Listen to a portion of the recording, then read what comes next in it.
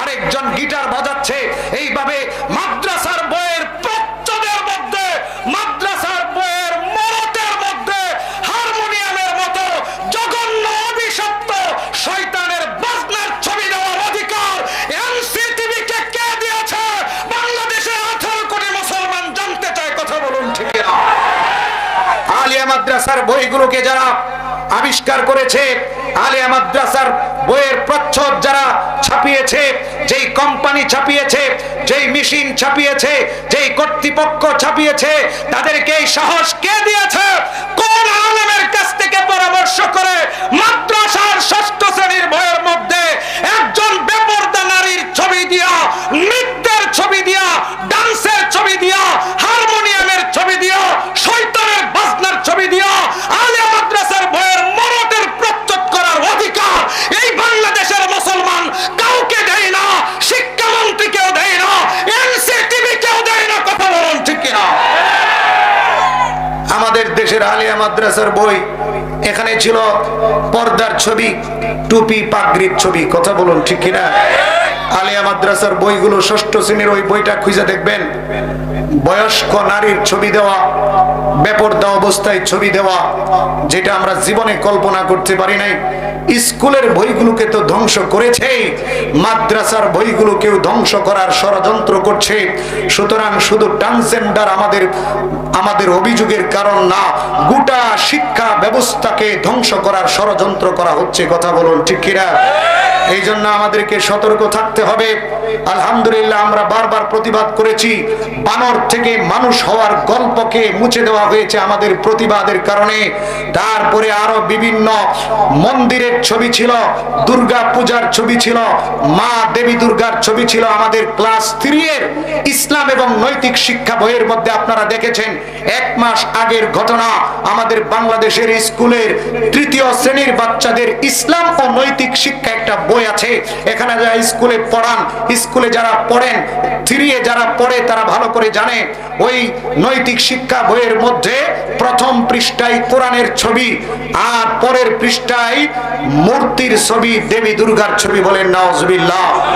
ও মুসলমান, এই বইগুলো আমাদের দেশের কোম্পানি ছাপায় নাই, সেই ভারতের কোম্পানি ছাপাইছে, সেখান থেকে ছাপিয়ে আনা হয়েছে। সুতরাং আপনারা ভালো করে বুঝতে পারছেন, এটা ভুলে হয় নাই, ইচ্ছা করে আমাদের মুসলমান বাচ্চাদের ইসলাম এবং নৈতিক শিক্ষা বইয়ের মধ্যে দুর্গার ছবি ঢুকায় তারা আমাদেরকে দুর্গা প্রেমী বানাইতে চায়, আমাদের অন্তরে আগুন জ্বালাইতে চায়, কথা বলুন ঠিক কিনা? এই জন্য আমাদেরকে সতর্ক থাকতে হবে। শুধু এই বইগুলো উঠায় নিলেই চলবে না, আমাদের টাকা দিয়া, ট্যাক্সের টাকা দিয়ে এই বইগুলো ছাপানো হয়, লক্ষ লক্ষ নয়, কোটি কোটি টাকা খরচ করে এই বইগুলো ছাপানো হয়েছে। বানরের গল্প ছাপানো হয়েছে, পরে আবার বইগুলো পরিবর্তন করা হয়েছে। এই কোরআনের বিপরীতে মূর্তির ছবি দিয়ে বই ছাপানো হয়েছে, আবার পরিবর্তন করা হয়েছে। এখন শরীফার গল্পকে পরিবর্তন করার জন্য আরো কোটি কোটি টাকার বই ছাপানো হবে। এই টাকা আপনারা কোথায় পান? এই টাকা কার টাকা? জনগণের টাকা খরচ করে যারা ভুল বই ছাপায়, এদেরকে কেন শাস্তির আওতায় আনা হয় না? বারবার ভুল ছাপিয়ে, বারবার ইসলাম বিদ্বেষী কর্মকাণ্ড করে তারা ছাড় পেয়ে যায়। আমাদের মুসলমানদের ট্যাক্সের টাকা, কোটি কোটি টাকা, দেশের সম্পদ নষ্ট হয়। আমরা মুসলমানরা ওই বইগুলো শুধু পরিবর্তন করার দাবি জানাচ্ছি না, যারা এই প্রচ্ছদের সাথে দায়িত্বে আছে, এনসিটিভির যেই কর্মকর্তারা দায়িত্বে আছে, এই ছাপাখানার যারা দায়িত্বে আছে, এদেরকেও শাস্তির আওতায় আনতে হবে, কথা বলুন ঠিক কিনা? না হয় বারবার এরা অপরাধ করেই যাবে, কথা বলুন। বইয়ের মধ্যে ভুল লেখা, এরপরে সেটাকে শুদ্ধ করা টাকা লাগে না? হাজার হাজার লক্ষ লক্ষ বই নষ্ট করেন, আবার নতুন করে ছাপান, এই টাকা কে দেয়? এই টাকা জনগণের টাকা, কথা বলুন ঠিক কিনা? সুতরাং এটার বিচার না হইলে বারবার ভুল হতে থাকবে, ভুল আসতে থাকবে, আর জনগণ এই টাকা নষ্ট হবে, দেশের সম্পদ নষ্ট হবে, মুসলমানদের বাচ্চারা ধ্বংসের দ্বার প্রান্তে চলে যাবে, শিক্ষা ব্যবস্থা ধ্বংস হয়ে যাবে। এই জন্য আমাদের সকলকে সতর্ক হতে হবে, প্রতিবাদী হতে হবে। যখনই অন্যায় দেখব তখন প্রতিবাদ করব, যেন আল্লাহর আযাব আইসা আমাদের সবাইকে ধ্বংস করে না দেয়। এই সমস্ত কর্মকাণ্ড কর্মকাণ্ড, ট্রান্সজেন্ডার, সমকামিতা সহ জিনা, ব্যভিচার, এই সবগুলো হলো আমাদের দেশে আযাব আসার কারণ। আযাবকে ত্বরান্বিত করে আমরা যদি প্রতিবাদ না করি তাহলে একজনের উপর আযাব আসবে না, সমস্ত মানুষের উপর আযাব আইসা সকলকে ধ্বংস করে দিবে। যেমন বনি ইসরাইলের একদল অপরাধ করেছিল, আল্লাহ সুবহানাহু ওয়া তাআলা শুধুমাত্র ওই অপরাধীদেরকে ধ্বংস করেন নাই, যারা চোখ ছিল তাদেরকেও আল্লাহ ধ্বংস করেছেন, যারা প্রতিবাদ করেছে তাদেরকে আল্লাহ হেফাজত করেছেন।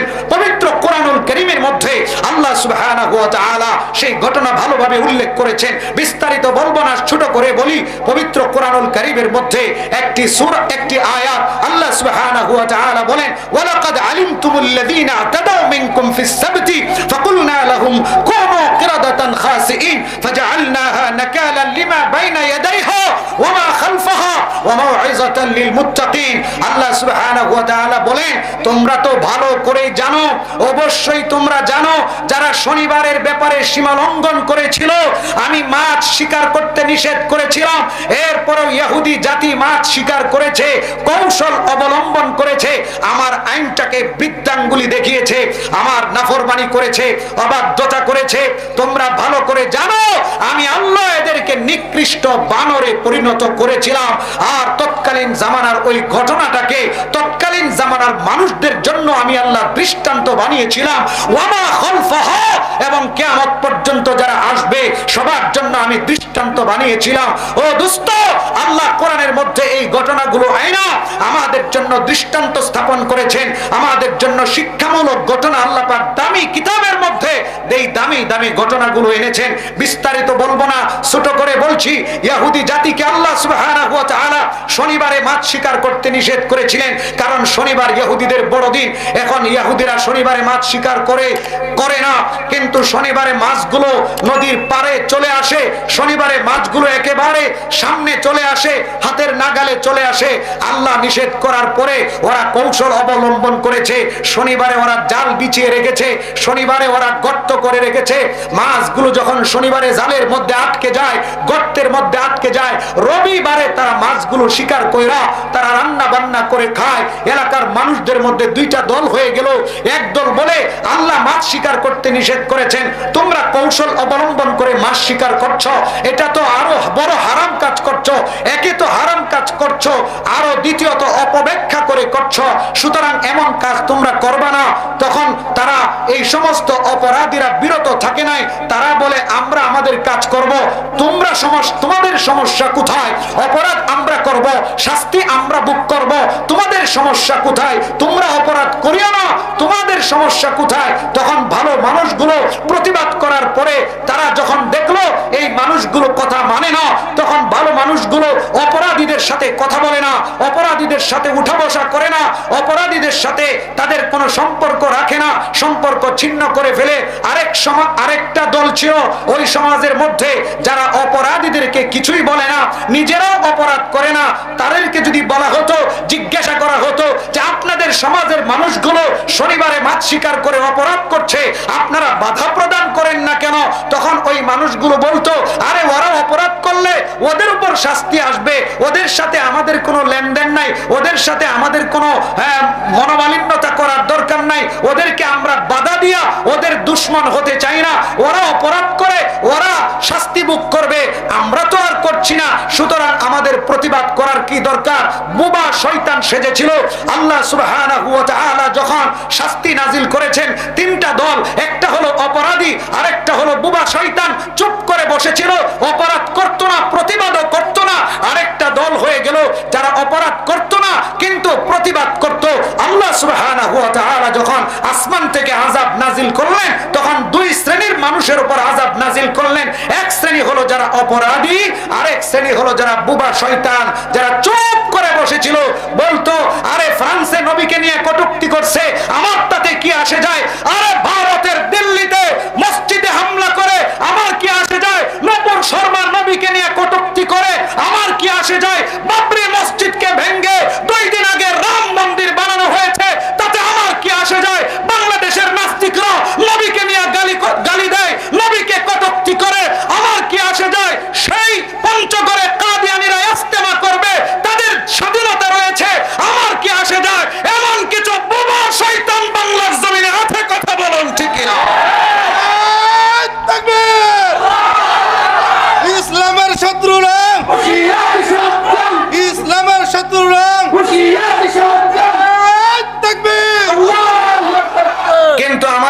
হলো না, আল্লাহর জমিনে যেখানে অপরাধ হবে আমরা আমাদের সাধ্যমতো প্রতিবাদ জানাবো। কথা বলুন ঠিক কিনা? বাংলাদেশে হোক, বিশ্বের যে কোনো প্রান্তে হোক, নবীর বিরুদ্ধে কটূক্তি করলে আমরা প্রতিবাদ জানাবো। কোরআন কেউ পুরাইলে আমরা প্রতিবাদ জানাবো। আল্লাহর ঘর মসজিদ ভাঙলে আমরা প্রতিবাদ জানাবো। ফিলিস্তিনের মুসলমানদের উপর আক্রমণ হলে আমরা বাংলাদেশ থেকে প্রতিবাদ জানাবো। আমরা সহমর্মিতা জানাবো ফিলিস্তিনের মুসলমানের প্রতি। এটাই হলো ইসলাম, এটাই হলো ঈমান। এটার কথাই আল্লাহ বলেছেন। কথা বলুন ঠিক কিনা? সম্মানিত হাজিরিন, আমি বলতেছিলাম আমাদেরকে প্রতিবাদী হইতে হবে, না হয় আল্লাহর আযাব যখন আসবে সবার উপর আসবে। বনি ইসরাইলের আরেকটা ঘটনা হাদিসের মধ্যে আসছে। নবী আলাইহিস সালাতু ওয়াস সালাম ডাক দিয়ে বলেন, একজন বুজুর্গ বনি ইসরাইলের মধ্যে বসবাস করত। তার চতুর্পাশের মানুষগুলো ছিল অপরাধী, সবাই অপরাধ করত। ওই বুজুর্গ, ওই আল্লাহওয়ালা একা একা ইবাদত করতেন, প্রতিবাদ করতেন না, চুপ করে বসে থাকতেন। তিনি নিজের ফিকির করতেন, নিজে জান্নাতে যাওয়ার চেষ্টা করতেন, নিজে জাহান্নাম থেকে বাঁচার ফিকির করতেন। প্রতিবেশীরা আল্লাহকে ডাকেন, আল্লাহর নাফরমানি করে, অবাধ্যতা করে তিনি কিছুই বলেন না, তিনি প্রতিবাদও করেন না, চেষ্টাও করেন না। আল্লাহ সুবহানাহু ওয়া তাআলা জিবরাইল আলাইহিস সালাতু ওয়াস সালামকে পাঠাইলেন, পাঠিয়ে বললেন, হে জিবরাইল, ফেরেশতাদের একটি জামাত নিয়ে যাও, ফেরেশতাদের একটি দল নিয়ে যাও, অমুক এলাকায় যে ওই এলাকার মানুষগুলোকে তোমরা ধ্বংস করে দাও। জিবরাইল আলাইহিস সালাতু ওয়াস সালাম ফেরেশতাদের জামাত নিয়ে জমিনে আসলেন। আল্লাহর কথা মতো ওই এলাকার মানুষগুলোকে ধ্বংস করার জন্য আযাব